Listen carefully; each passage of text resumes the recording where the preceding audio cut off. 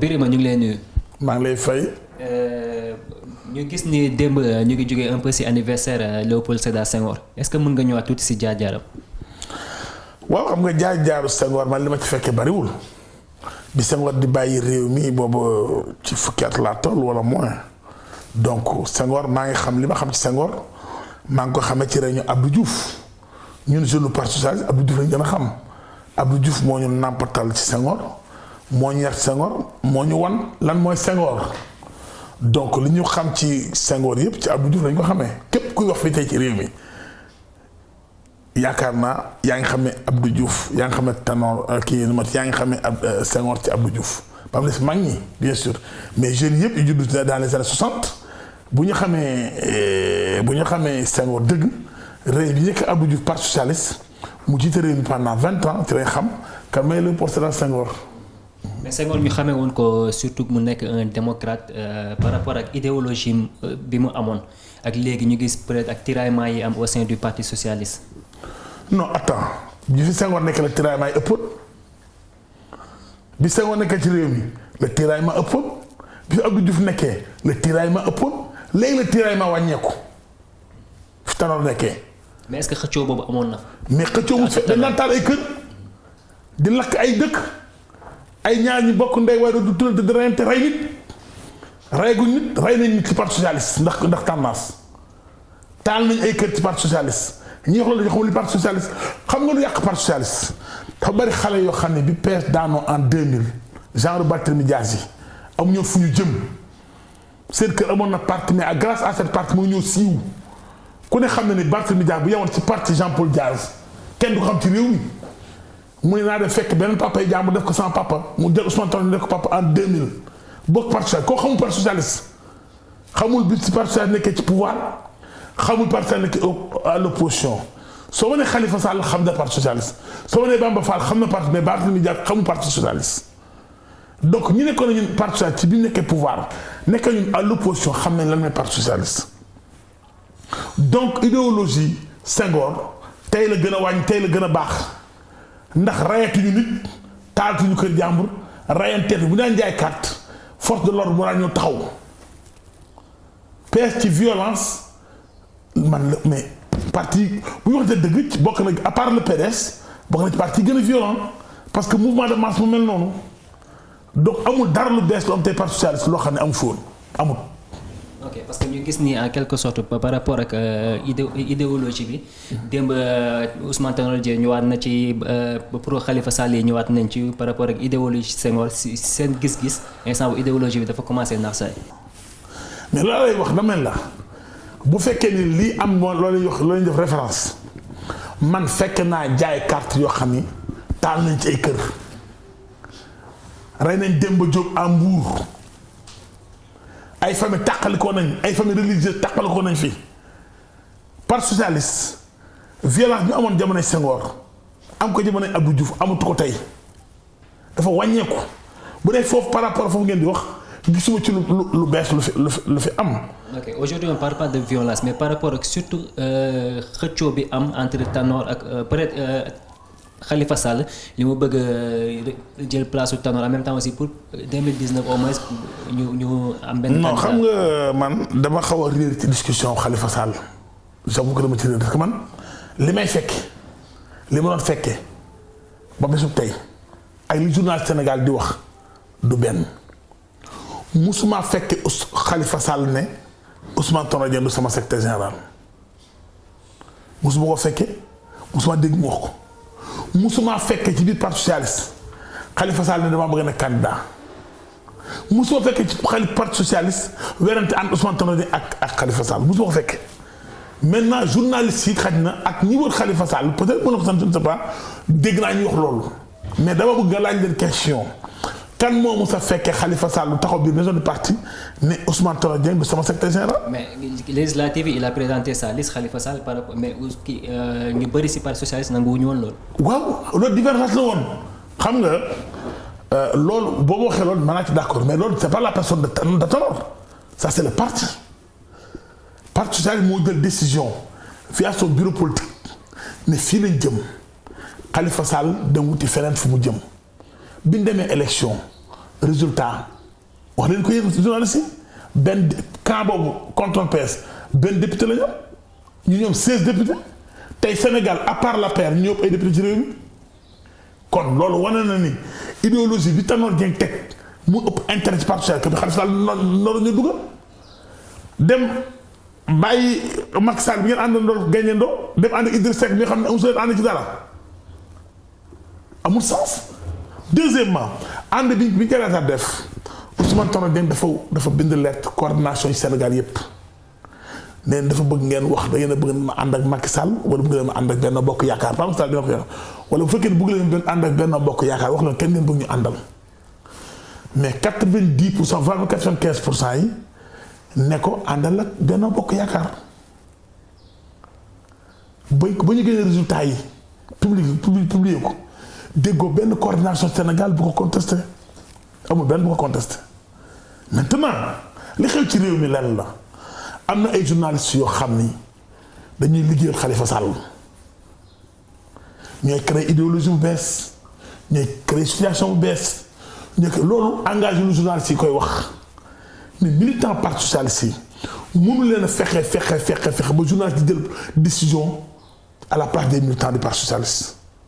PS c'est un parti très responsable xam nañ fi ñu jëm xam nañ fi ñu teg suñu tànk fekk nañ démb fekk nañ tey fekk nañ PS bi nekkee au pouvoir doole ñu amoon fekk nañ 12 ans lañu Ablaye Wade metti PS jaar fii la Ablaye doon tax ci palais bi ñu naan Macky Sall dafa nasaxal Ousmane Tanor xanaa tey da ngeen a fàtte ana Abdourahim Agne ana ñoom ana dirigeant PS fi nekkoon. lu leen Abdoulaye doon def da lay woo pale nga ñëw muy la signal mbaa ma tëj la juste du la woo xanaa ngeen fàttali en 2000 lan moo tax PS doon émité wu daanu Abdoulaye da lay woo bureau nga ñëw muy la démissionné mbaa ma tëj la nga démissionné jaay sa ngor loolu amoon ci réew mi fi la fekkoon nii ñi dese woon seen ngor ragaluñu kaso mais toog ànd ak Ousmane Tanor Dieng ñooy fi nekk nag ba tey. mbañ nga ñu bañoon de Abdoulaye Wade gënoon na mekk ñu ko non bu ñu gisoon ni Macky Sall doxul njariñu réew mi deful loo xam ne jëmale Sénégal ci kanam dañu ànd ak moom mais dañoo gis ni idéologie bi ñuy doxal ak Macky Sall di doxal ak idée yi nga xam ne bu Ousmane Tanor Dieng jëloon réew mi moom la waxtaan pour bu jëlee moom lañ koy doxal moom lañ gis Macky Sall di ko doxal en tout cas lu ci ëpp méngoo na ak sunu gis-gis ñu ànd ak moom loolu mooy coalition. léegi gannaaw loolu ñu ñëwaat tuuti ci emprisonnement Khalifa Sall ñu bëri ñu koy qualifier de procès politique. xam nga man dama bëgg a laaj benn question man du ma maay wax diw jël na jël justice moo koy wax mais dama yaakaar ni caisse noire su fekkee da nga ne caisse noire da nga jàpp man nga juuma da nga jàpp ne sañ nga koo jël ndax ñi fi nekkoon ni ko daan jël nga di ko jël soo koy jël kii bi ne man Khalifa Sall maa ngi jël 10 millions par mois da nga jàpp ne ñaaka moom. Pourquoi créer entreprise boo xam ne fictif ay commande yoo xam ne amul ceeb boo xam ne mosoo ko commandé ñoom ñoo ko waxuma ko suukar soo xam ne mosul dugg Dakar pour nëbbu 10 millions yooyu loolu la yow pour yow bu fekkee ne Khalifa Sall leer na moom li mu doon jël jàpp na ni moom moo ko moom jàpp na ni yan na maanaam war na koo jël mais bu ko jëlee bu koy jël bu ko nëbb man loolu ma ci xaw a gêné loolu tax ma yaakaar ci procès bi am deuxièmement man comprendre ma vraiment partisan ñaan les partisans de Khalifa Sall parce que buñ la jiñee ne yaa def nangam nga defoo ko dañoo bëgg dañ ko bëgg a politiser nangol dem procès bi ñëppay teew juge bi xel la yor Sénégal yi toog Sall dañu am xel dañuy dégg li ngay wax dañuy dégg la juge bi di laaj même bu dee pouvoir condamné juge bi ko am mais di nga toog ci jugement nga xam ne lii juge bi def dafa ne lu ko neex wala boog li mu def àndoo ceeg moom mais li nga dégg ak li am bokkul du dëgg Khalifa Sall nangu dem procès heure bu ñu ko nee procès ba teg mu indi beneen galgal ba dem procès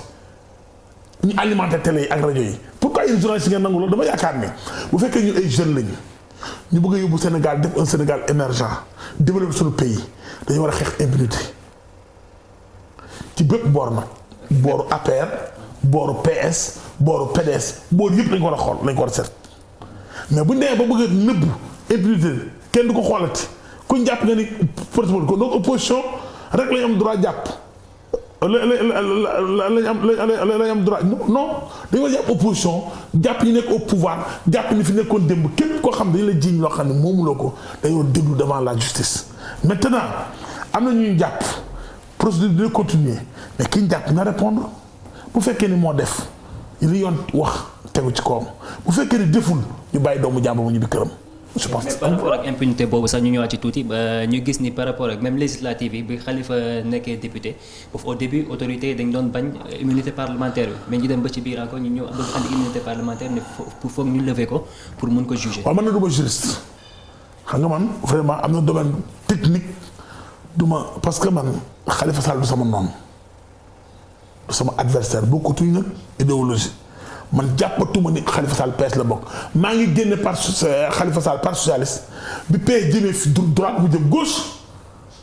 mouvement bi dafa noonu man Birima personnellement ci laa génne groupe boobu par socialiste bu doon maay majorité bi heure bi la fekk dàq nañ leen bu yàgg donc jàppatuma ni par socialiste lañ bokk man sama gis-gis bopp bokkatuñ PS mais même bu ñu bokkul PS seqoon nañu ay terrain ay yaakaar naa liste boobu. liste boobu naan ndax doon jox waa Dakar waa Sénégal boo liiw soo dig sama tur ba Khalifa Sall nekkee maire ak léegi toogu ñu ñaar fu kenn fekkewul musuma dugg bureau musuma dugg bureau. mais par rapport ak immunité parlementaire bi. waaye non dama loolu lay wax dama ne du ma juriste li ma xam daal mooy la xanaa loolu wax ju ñu paase la jàpp nañ ko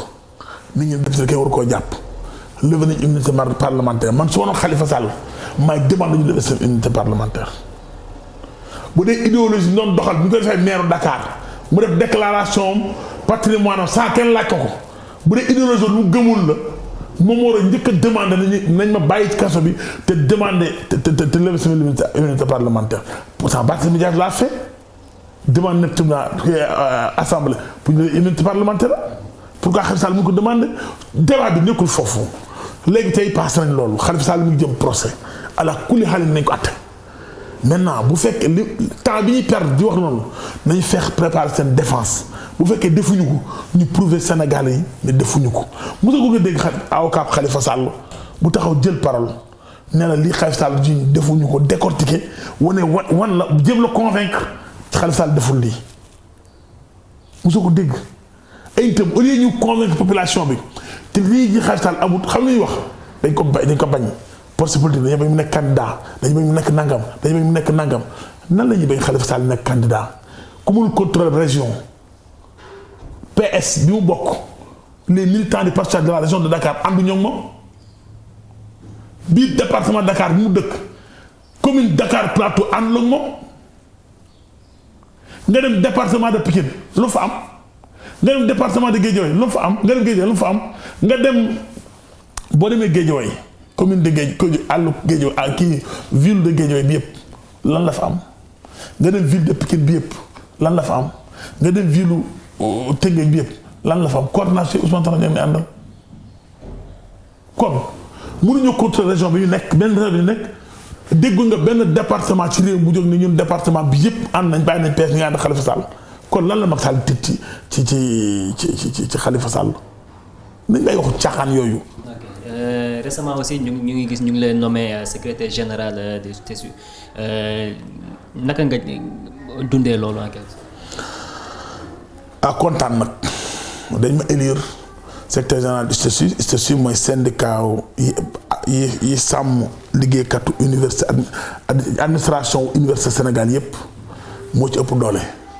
mooy syndicat bi gën a mag ci enseignement supérieur ci liggéeykat yi nga xam ne ñoo ci wàllu administration bi ak technique ak service yi. donc ñu daje woon à Ndar juróomi université bi daje woon à Saint-Louis pour congrès ordinaire TSU yor naa ko depuis 2006 def naa congrès en 2002 tey maa ngi defar congrès en 2017 sant yàlla mënu paase nga yor syndicat pendant 10 ans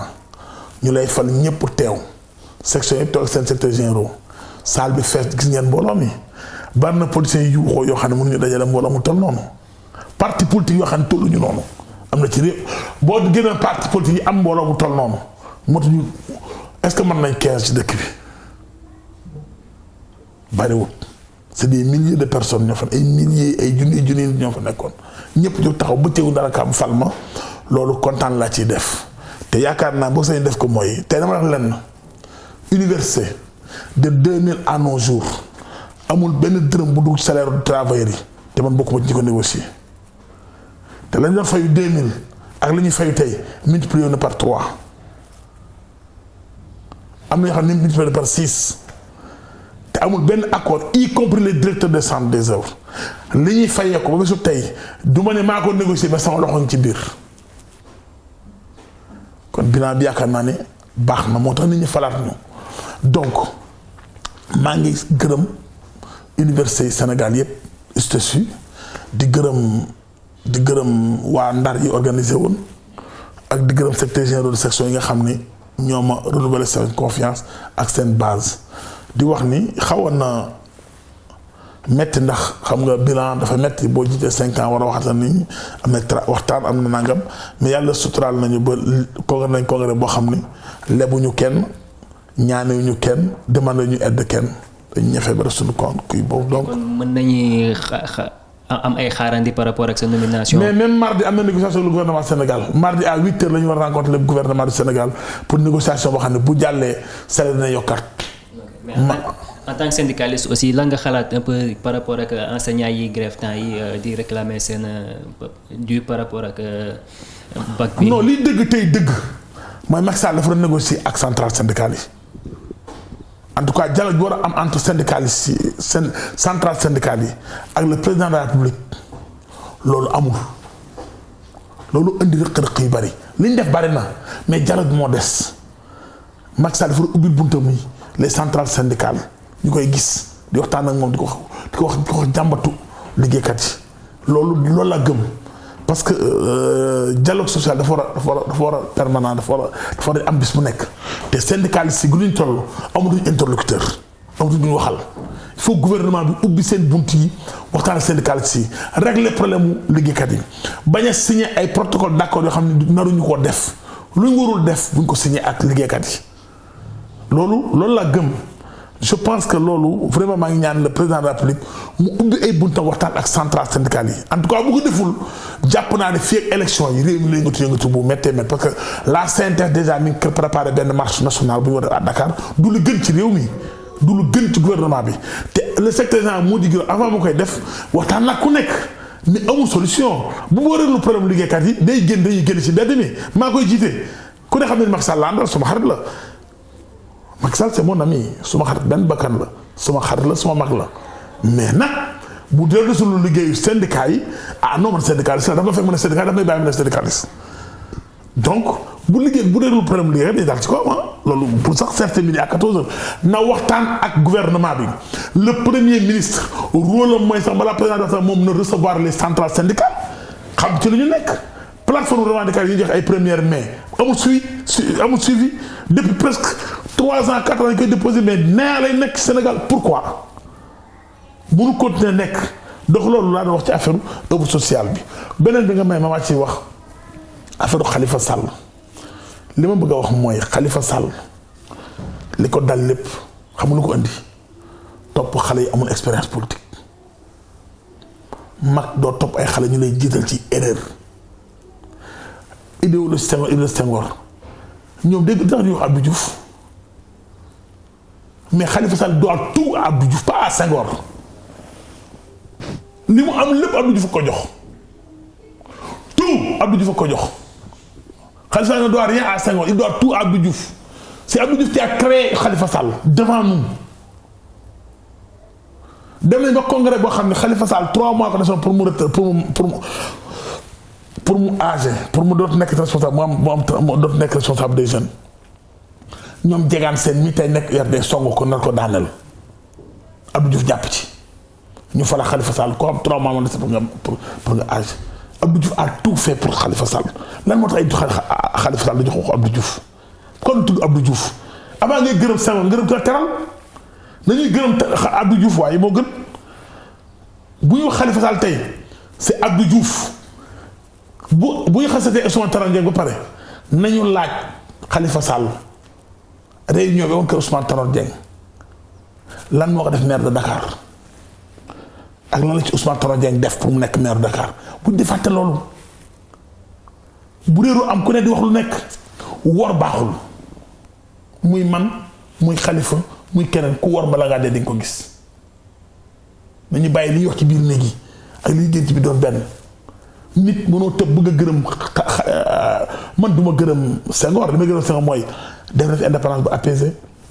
indi na fi administration bu jaar yoon créé na parti boo xam ci laa nekk moom laa gëm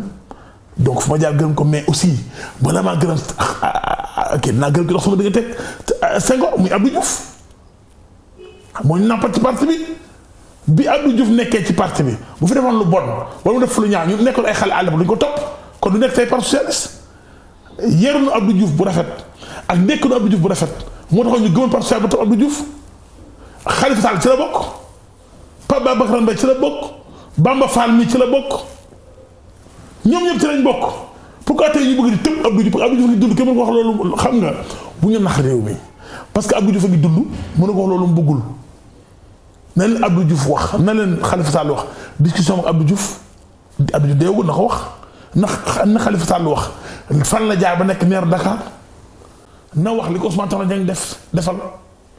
nañu wax yooyu moo nga ne xarab nit guddi xarab bëccëg te nga bàyyi teraay loolu defal loolu yëfu gor. ok ñu ngi si jeexantalu émission bi ñu bàyyi la nga tàggatoo ak ki internautes yi. maa ngi nuyu ñëpp di leen sant di wax ni réew mi noonu lay doxee démocratie lay doxee ñu ay xar lañ Idriss Seck par exemple bokk ma moom parti buñ ko tegee teg Macky Sall lay jël mais sama xarit la soo tegee Idriss Seck teg Macky Sall lay jël dox naa ba tay guddi ëbb ci yàlla def na réussir gu ma ko wala réussir ma ko def naa tout pour Idriss Seck ak Macky Sall àndaat parce que dama gëm ba tey laa gëm bi loolu mooy njariñu Sénégal à part xuloo yeeg xeex yi ñi war a ànd nañu ànd ñu Abdou Diouf Idriss Seck mi ngi gëj a dégg wiiw victoire ba mu bàyyee Macky Sall ba mu àndee Macky Sall dañoo ànd gañe ba mu ko bàyyi rek fu mu ànd ñu gañe ko te sama xarit la sama mag la su ma seen day bokk ci ñuy gañe kon soo see mu ñëw bokk si ci mouvance bi mu xam ne moom moo créé ñu créé ci la bokk muy benn bokk yaakaar malheureusement mën na ko ma ko réussir donc pour wala ne la opposition dañuy opposé wu mais duñu ay noon dégg nga kii day far fii kii far fii kii far fële maintenant nag l'opposition est dans son rôle di wax lu nekk mais dañoo malheureusement kii dafa gàtt ci bari laa juróoma ko mais dañu Sénégal dañu gaaw a fàtte su PDS taxawee fi di joxe leçon de morale de bonne gestion mais ban Sénégal la ñu nekk xanaa nañu ko toxal bu waa kër Khalifa Sall nekkee fi naan ñu woy Senghor tëb Abdou Diouf tëb Ousmane Tanor Dieng ak li Abdou Diouf sax li Khalifa Sall def en 2000 keroog bi ñuy yëgal ni gagné Abdou Diouf di wax ci télé bi ma Khalifa Sall ñu ne ko noonu ci directoire parti socialiste fële ci boor yi ginnaaw Albert Sarraut ginnaaw maire Dakar fa la siège ba nekkoon bi ñuy yëg ni Abdou Diouf téléphone na ñoo nekkoon ak ñeneen ak ñeneen ku ne sa réaction fekk woon naa ko nañu bàyyi nax sénégalais yi nit du nax boppam Sénégal sa kay mu leen nax ndax sénégalais yi xam nañ leen président Macky Sall di defal xam nañ li mu def ci réew mi te it ñi ngi koy gis dem nañ élection ñu jox ko 125 députés plus de presque 90% de l'Assemblée nationale lañ ko jox presque bu ñu demee élection présidentielle dañ ko fal pour de 60% loolu laa yaakaar loolu lay ñaan donc wax di nax sa bopp baaxul nañ wax la jëriñ réew mi. merci ñu ngi lay jaajëfal. merci.